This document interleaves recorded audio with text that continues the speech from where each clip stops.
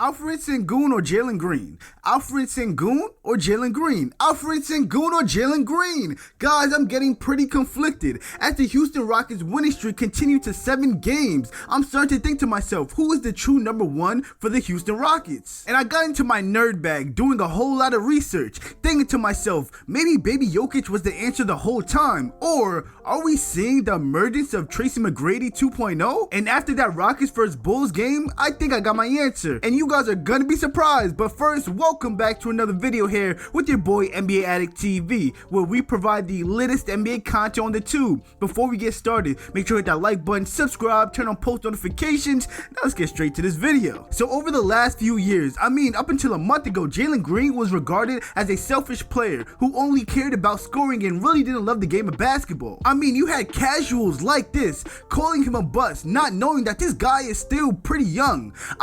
He came out of high school and joined Team Ignite, who is actually going to be shut down after this season. And I'm not saying Team Ignite failed him, but just know his path to the NBA was very unique. But it bothers me when a guy like CADE Cunningham is looked at in such high regard when he was a turnover machine for most of the year, and previous to that he couldn't stay on the court. And Jalen Green finishes at the rim at a much higher percentage than CADE and has shown that he can stay on the court consistently. But after doing research, I found a stat that suggests maybe Alperen Sengun was holding back Jalen Green this whole time.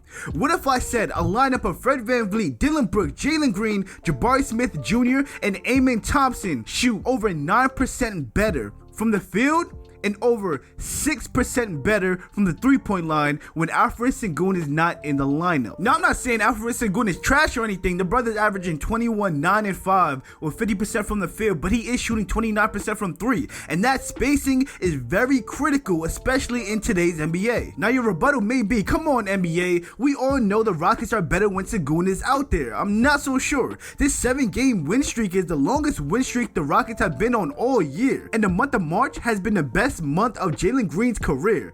His brother's shooting 50% from the floor, 40% from 3 on the lowest field goal attempt since October. The field goal attempts is really important because his shot selection is vastly different compared to the beginning of the year. This brother is explosive and athletic. The best part of his game is getting to the rim, and I think he understands that now. I think Jalen Green really struggled coming into the NBA because he had a really thin frame, and his style of play was beating you with his explosiveness, his speed, and his strength, but that strength component just was not there. And you can see this year he's really starting to grow into his body. People don't realize this, but the perfect storm is brewing in Houston, with Jalen Green getting stronger, his shot selection improving, and no Alperen Sengun demanding post touches. There's more space for Jalen Green to attack the rim. But not only Jalen Green, this gives Ime Udoka more flexibility to play more athletic lineups, leading to more fast break points. More players touch the ball, giving them more confidence, willingness to play harder on both ends of the court. That's a big reason why we've seen the best versions of Jalen Green and Amen Thompson come out. And a big piece of the Rockets' success is the defensive versatility and floor spacing of Jabari Smith Jr. at the 5. Having the opposing team's big guard Jabari Smith Jr. at the 3-point line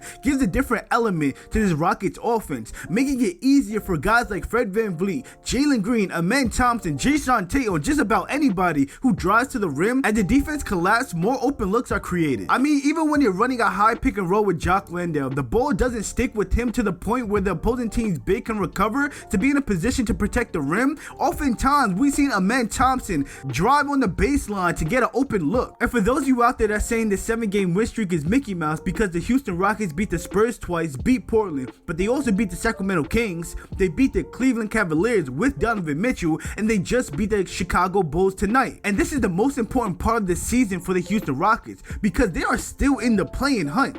They are 3 games back of the Warriors and 4 games back of the Lakers. They just need one of those 2 teams to slide back, and boom, they're right in there. Ultimately, my takeaway for the Houston Rockets is that Alperen Sengun is a phenomenal player. However, if you're going to get a majority of your buckets in the post, and that's where you do most of your work, you also have to have the ability to stretch the floor. We've seen this problem with Domantas Sabonis. You can be really good, great even, but if you can't stretch the floor in 2024, there are going to be some severe limitations limitations on how much you can help this team, especially when they're playing better without you. And when it comes to Jalen Green, let's be honest, he is in a contract year and he just had a kid. He's fighting for his family right now. I'm actually loving the maturity and development of Jalen Green, and I'm sure the Houston Rockets are gonna throw him that bag, and it's well deserved. With that being said, guys, let me know what you think of the Jalen Green, Alperen Sengun conversation. Make sure you leave a like, comment, subscribe, turn on post notifications, and I'll see you on next video.